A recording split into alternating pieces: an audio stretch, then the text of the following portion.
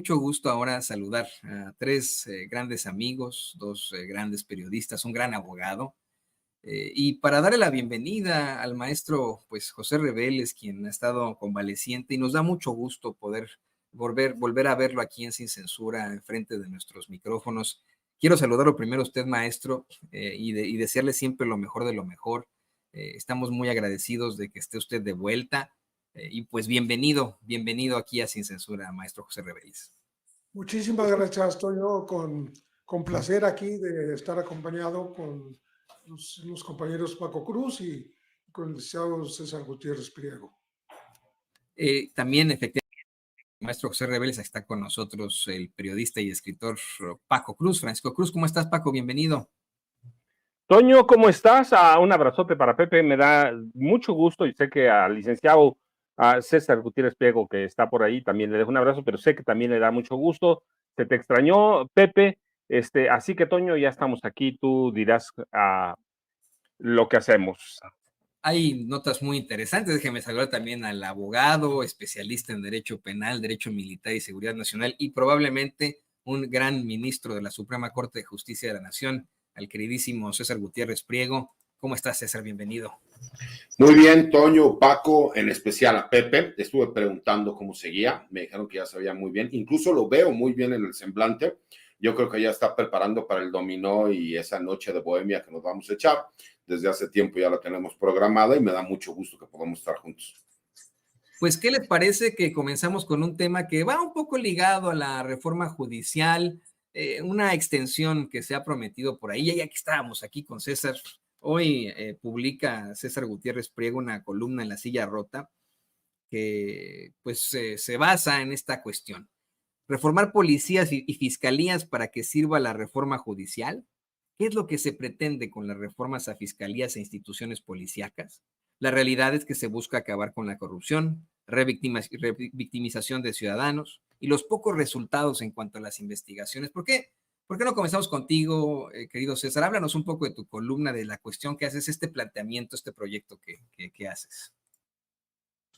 Fíjate, Toño, que explico, ¿no?, cómo se tiene pensado desde un principio el que tiene que ser una reforma estructural, no solo al Poder Judicial, sino a todos los órganos de impartición de justicia del gobierno y obviamente a los órganos de investigación y de persecución del delito.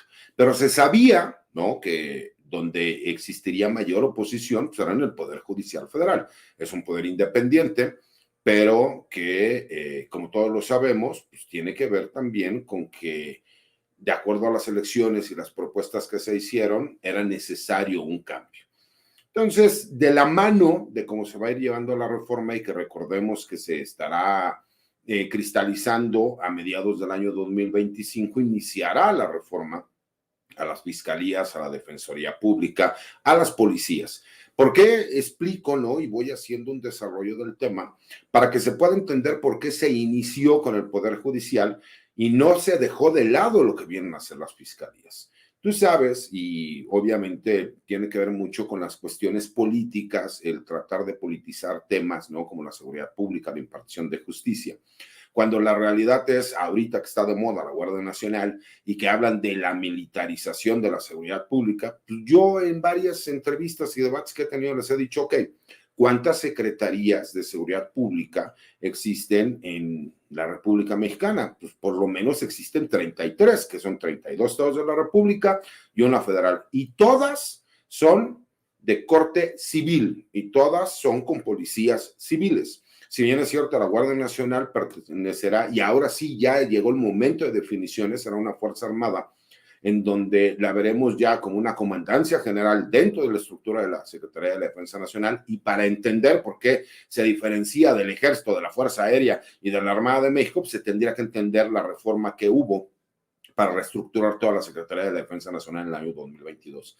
Y obviamente las personas que nos leen trató de explicar cómo se va a llevar a cabo esta reestructuración, el problema que se entiende, ¿no? La gente ya está harta de demagogia, pleitos entre políticos, lo que quieren es resultados. Y lo que se necesita para tener resultados es entender que el sistema que tenemos nunca lo supimos adecuar a las necesidades de nuestro país. porque copiamos un sistema o nos impusieron un sistema anglosajón como el de los Estados Unidos, ¿no? Este famoso juicio penal adversarial en donde las partes tienen igualdad procesal. El problema es que la seguridad pública, en este caso los policías, no tienen capacidad de investigación porque las investigaciones solo las pueden realizar los policías de investigación. Todo bajo el fundamento del artículo 21 constitucional, que será mediante las investigaciones que ordene el Ministerio Público. ¿Cómo le explicas tú a la gente que tú no puedes detener al que le está extorsionando, cobrando piso, realizando un robo, un secuestro, si no lo detienen en flagrancia? Y a lo mejor al día siguiente tú ves a la persona que te robó, que te quiso extorsionar, pero no presentaste la denuncia porque por las mismas situaciones que sucedieron no tuviste tiempo de ir a realizarla. La detención que se lleva a cabo no sería en flagrancia, o podrían considerarse que no existe flagrancia, y entonces el delito pues, no procedería porque no hay una denuncia previa. Entonces explico un poco por qué es necesario todo este cambio y cómo, llevándose a cabo la reforma judicial, el siguiente paso es transformar a las fiscalías, a la defensoría de oficio, despresurizar todo el sistema penal que existe en el país y, por supuesto, trabajar con las policías para que ahora sí demos los resultados y no nada más ir en contra de los grandes grupos criminales, sino en contra de esos grupos criminales locales que son los que mayor problemática le generan a la sociedad en general y al ciudadano de a pie, ¿no? Entonces creo que los voy llevando un poco, les explico con palabras muy sencillas, no tan rebuscadas como son los abogados, y qué es lo que yo espero que venga, ¿no? Porque eso es lo que a mí en lo personal me da la certeza de que vamos a terminar por mejorar en este sexenio lo que se cimentó en las bases de esta cuarta transformación para realmente empezar a ver los resultados de lo que se construyó. No, y es que es algo que se ha planteado una y otra vez al oponerse a la reforma judicial, querido César, que pues todavía hay faltantes, ¿no? Hay un par de semanas este tema que tú planteas sí estaba siendo abordado por la doctora Claudia Sheinbaum, presidenta electa de México, quien estará pues ya muy cerca de tomar posesión. Le pido al equipo que nos grabe para también escuchar a usted, maestro José Reveles, qué opina sobre pues, también reformar a las policías y fiscalías para que sirva esta reforma judicial.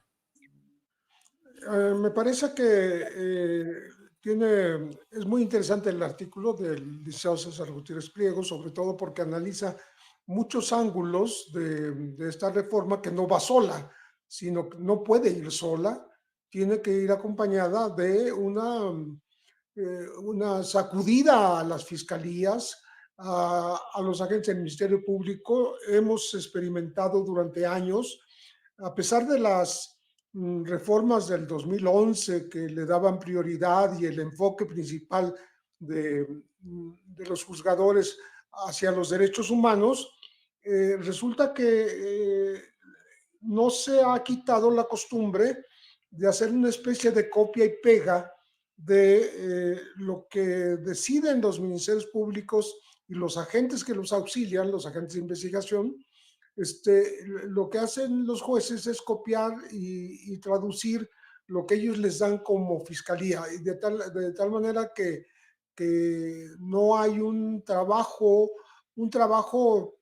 real de los juzgadores, un análisis concienzudo, a fondo, puntual, detallado de cada una de las acusaciones, y por eso me parece a mí que se han llenado las cárceles de gente inocente, gente que no tiene por qué estar ni en prisión preventiva y tampoco después en una prisión con una condena, ¿no? Porque hay ese vicioso, esa viciosa costumbre de no hacer más trabajo de investigación que el que les sirven ya en bandeja a los jueces y a los magistrados. Luego, yo observo, más allá de este comentario, que se empezó a mover el Poder Judicial hacia donde puede hacerlo una vez que vio perdida pues, su batalla por impedir la reforma judicial. Todavía hay gente en las calles, todavía hay gente que está protestando en varios estados del país, están bloqueando todavía caminos, carreteras, la propia Ciudad de México, pero saben que ya no van a conseguir nada porque es absolutamente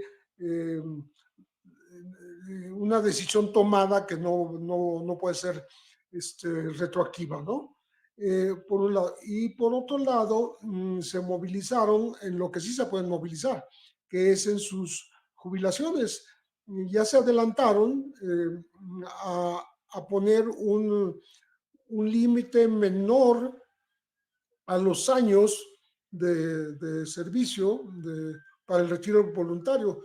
En vez de 65, ahora van a ser 55 años. O sea, jóvenes de 55 años se van a poder ir a su casa si tuvieron 25 años de servicio, jubilados de manera completa con todas las prestaciones, gracias a una reforma que se da en el marco de esta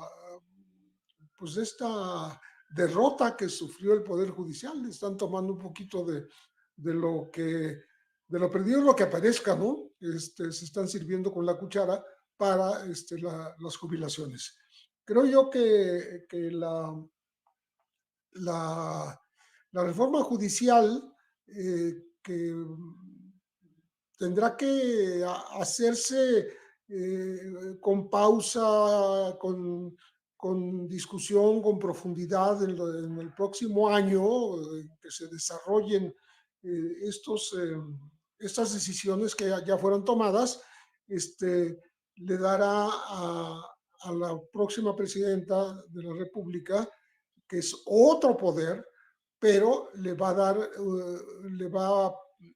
a permitir recuperar varias de las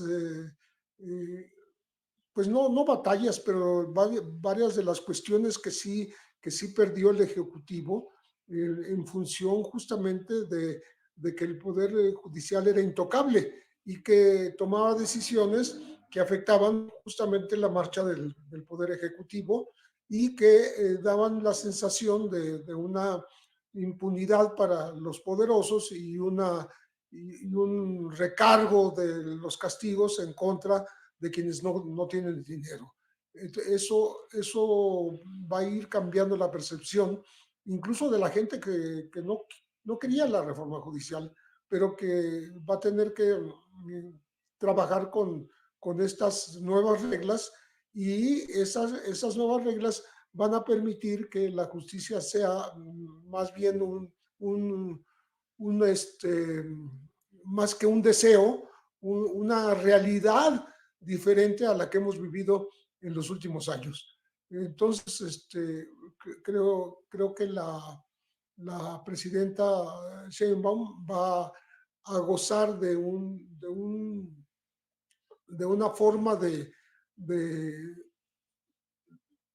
que la justicia le responda a sus iniciativas, a sus propuestas, a lo que ella proponga en su gobierno, porque ya no va a ser un obstáculo como ha sido hasta ahora, oponiéndose a muchísimas de las cosas que el Ejecutivo en ocasiones propone o decide poner en práctica, ¿no? Entonces, no me queda más que decir que ya no hay marcha atrás, que ya lo que se aprobó no es retroactivo, y que vamos a tener pues unos poderes más equilibrados en el próximo gobierno. Eso sí, han estado diciendo que debido a este tipo de acciones, bueno, pues está consolidando una dictadura. Le pido al equipo que nos grabe. La verdad es que efectivamente en la República Romana, cuando había una crisis, se establecía a dos dictadores que tenían poder absoluto por al menos 6 meses, y bueno, con esto podían conseguir paliar algunas de las crisis. No siempre se pudieron resolver. Esta no es una dictadura, esta tampoco es una crisis, querido Paco, pero bueno, efectivamente entra el tema, entra el cuestionamiento si es importante o no reformar también las policías y fiscalías ante la reforma judicial. ¿Qué opinas, Paco? Toño, Pepe y César, mire, ya explicaron, César explicó muy bien cómo se pretende o cuál es el plan para hacer funcionar las fiscalías y el Poder Judicial con todo este proyecto, la reforma constitucional, y Pepe dio otra parte. Pero ¿cuál era el problema de fondo? Es que históricamente el trabajo del Poder Judicial Federal y de la y de los poderes judiciales locales y el trabajo de la policía siempre fue un trabajo político. Siempre no hay, y vamos a remitirnos del 46 para acá para no hacer tanta historia. Mira, del 46 para acá, todo el trabajo del Poder Judicial Federal fue un trabajo político que para servir al presidente de la República. Quizá en 1946 hubo un intento de verdaderamente separarse del presidente Miguel Alemán Valdés, incluso hubo ministros que denunciaron la corrupción, pero en el modelo presidencial que tuvimos, el presidente era un rey, y ese rey sembró una serie de vicios, y esos vicios germinaron en todo el Poder Judicial, en las policías. Nada más hay que ver qué jefes policíacos tuvimos. Genaro García Luna es el producto más terminado, ciertamente es el más conocido, pero no, tuvimos antes de García Luna, tuvimos a jefes policíacos que hacían trabajo político, que ordenaba el presidente, a asesinatos, desapariciones, puedes ir al 68, al 71, al gobierno de José López Portillo, al gobierno de Carlos Salinas de Gortari, que empieza en el 88, al gobierno de Ernesto Zedillo Ponce de Luis. Era un trabajo político, y en ese trabajo político nadie, ni siquiera Zedillo con su reforma en diciembre de 94, enero de 95, verdaderamente vieron un programa, un proyecto a largo plazo de impartición de justicia. El aparato judicial era un brazo político del presidente de la República, era el garante de toda la corrupción. Era el garante, lo mismo que eran garantes los grandes magnates o los magnates de este país, y en la policía igual, a donde tú vayas. Hoy parecen, yo siempre he dicho, hay cosas en las que no estoy de acuerdo, más allá de que el ejército vaya a ser solamente una especie de brazo administrativo, con la militarización, yo creo que debíamos estar hablando de otras cosas, pero tampoco tiene Claudia Sheinbaum Pardo para dónde moverse, y eso ya se verá hasta el final de su sexenio. Pero lo interesante es que pueden por primera vez arrancarse esas raíces del trabajo político del Poder Judicial Federal. Hay quienes dicen que debe ser un contrapeso. No, mira, yo no digo, el Poder Judicial nunca debe ser un contrapeso, debe ser un poder para impartir justicia, punto. ¿Sí? Y si hay algunas violaciones constitucionales, se tienen que arreglar. El problema es que el Poder Judicial hace trabajo político, pero históricamente lo ha hecho. Lo ha hecho. En 2018 descubrieron que eran independientes, que podían hacer otro tipo de trabajo. Entonces, lo que hace esta reforma es, y eso es lo que espero, quitar esa vena política que tenía el Poder Judicial Federal, quitar la vena política que hace o el trabajo de la policía, formar verdaderamente una policía profesional, una policía capacitada con principios y con bases militares, que es lo único que tenemos, y a partir de ahí reestructurar las policías de los estados, las policías municipales, reestructurar todo el sistema. Eso va a llevar tiempo.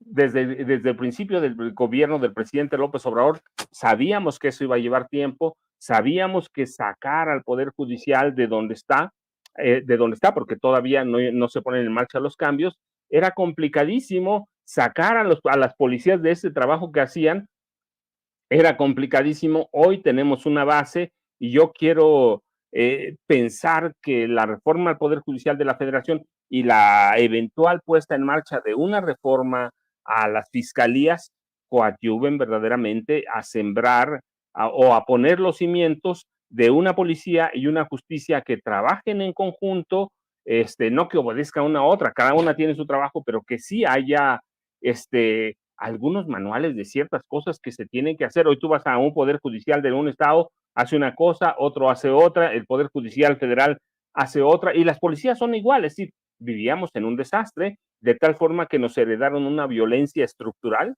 gravísima que parece no tener fin. Así que yo espero que primero se quite este trabajo político del Poder Judicial, luego se quite el trabajo político de las policías y nos pongamos a trabajar todos en lo que debemos hacer, unos en la investigación, verdaderamente, la policía en su trabajo y el Poder Judicial hacer su trabajo en vez de estar al servicio de quién. Yo no digo de los magnates, mira, está al servicio de quien tenga dinero. Esa es la realidad. Y eso pasó con el Poder Judicial, eso pasó con las policías. Digo, solo hay que ver la historia. Hay que ver la historia, incluso de la policía de la Ciudad de México. Eran trabajos políticos. Era un trabajo político y ese trabajo político debe desaparecer en la policía, sin que eso quiera decir que los jefes de la policía no aspiren a otros cargos. En este caso, Omar García Harfuch o quien vaya a ser jefe de la policía de la Ciudad de México y todos se siembren otras semillas para hacer un tipo de trabajo profesional que nunca ha tenido este país hoy. Y miren, en estos momentos los quiero interrumpir respetuosamente, queridos compañeros. Le pido al equipo que nos grabe, porque en estos momentos hace su arribo la maestra Delfina Gómez, gobernadora del Estado de México, este recinto en el que estará rindiendo su primer informe de gobierno, una situación completamente histórica. Esta es la mujer que consiguió deshacerse del Partido de la Revolución, del Partido Revolución Institucional, en uno de sus principales bastiones, y no es que el mayor de sus bastiones, que es el Estado de México. Y bueno, pues ahí llega, saluda, está a punto de acercarse directamente al estrado para rendir este informe de gobierno. ¿Qué les parece que lo vamos comentando con ustedes como íbamos en los tiempos, en los lugares antes de que comience este informe? Y los voy a tener que interrumpir cuando empiece el informe para que podamos compartirlo con el público consentidor de Sin Censura, pero bueno, no sé si tengas algún pensamiento sobre esta situación tan importante, querido César. Pues me parece que tenemos que escuchar, ¿no? Si es un hecho que yo que vivo en el Estado de México, pues por supuesto que me da gusto y me congratulo. Bueno, pues veamos y escuchemos, vamos hasta allá, hasta este recinto en el que la maestra Delfina Gómez estará rindiendo su informe de gobierno. Pues que se le nota contenta, por supuesto, ¿no? Solicitamos al público permanecer de pie para rendir honores a la bandera a cargo de la escolta y banda de guerra de la Secretaría de Seguridad del Estado de México.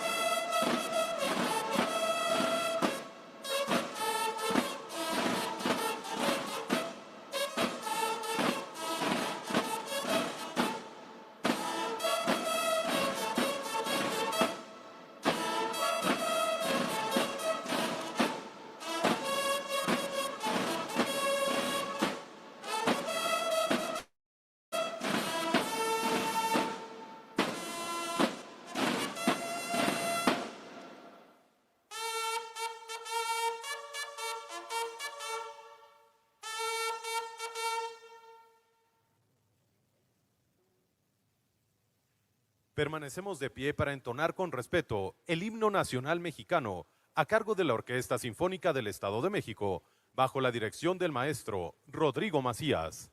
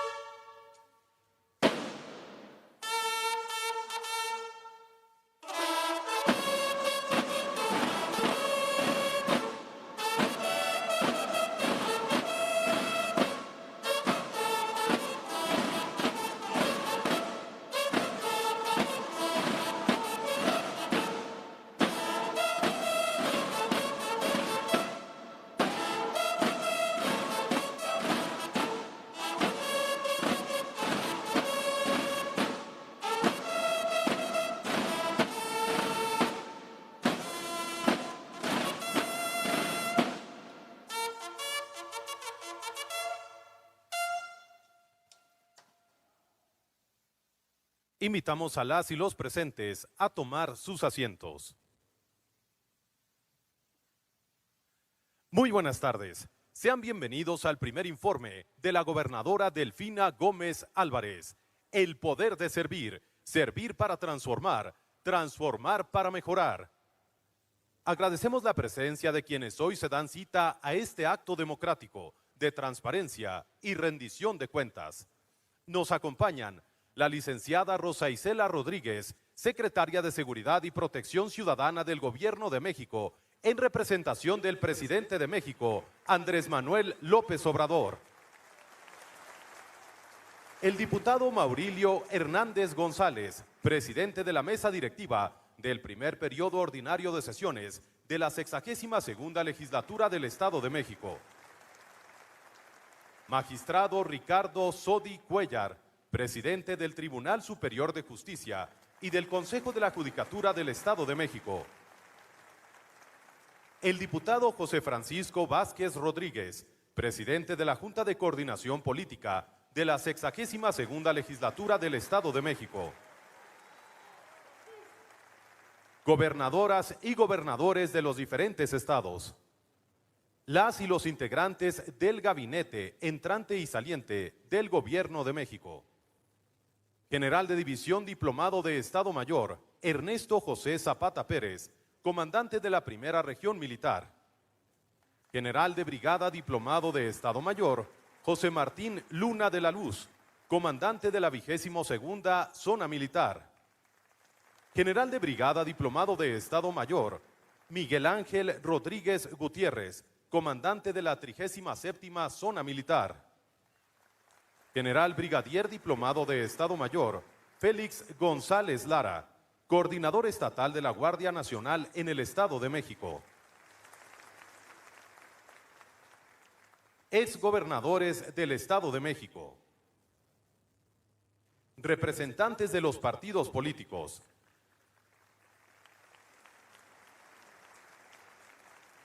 Doctor Juan Maxice Naime, presidente municipal de Toluca.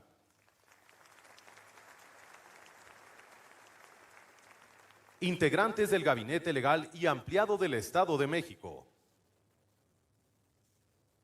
Autoridades municipales en funciones y electas.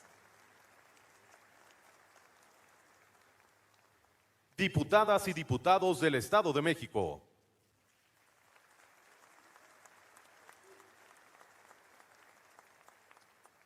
Magistradas y magistrados del Poder Judicial Estatal.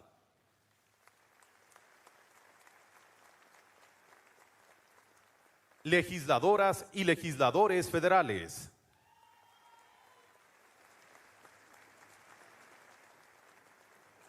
Integrantes de las Fuerzas Armadas y de las instituciones de seguridad estatales y federales.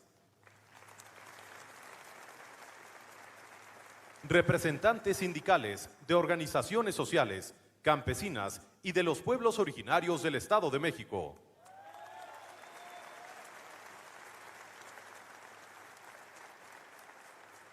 Empresarias y empresarios. Representantes de los medios de comunicación.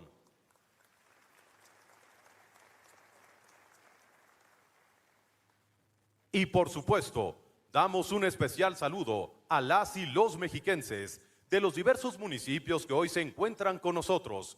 Ustedes son lo más importante para el gobierno del Estado de México y representan el espíritu y corazón de nuestra gran entidad.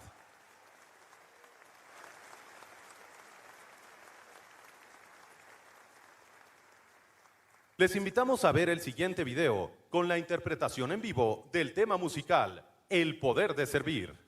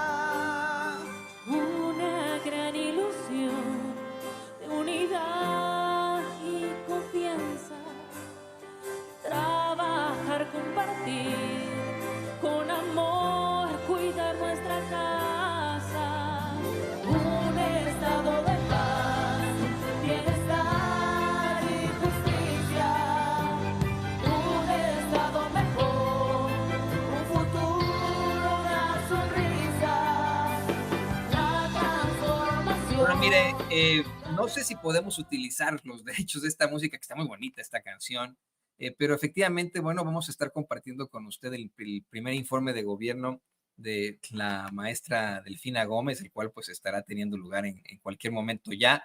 Le voy a pedir al equipo que por favor nos grabe para pues pedir simple y sencillamente sus comentarios finales a nuestros invitados, puesto que bueno, vamos a irnos directamente a ese informe cuando tenga lugar, sus comentarios sobre el primer informe de gobierno de la maestra Delfina Gómez.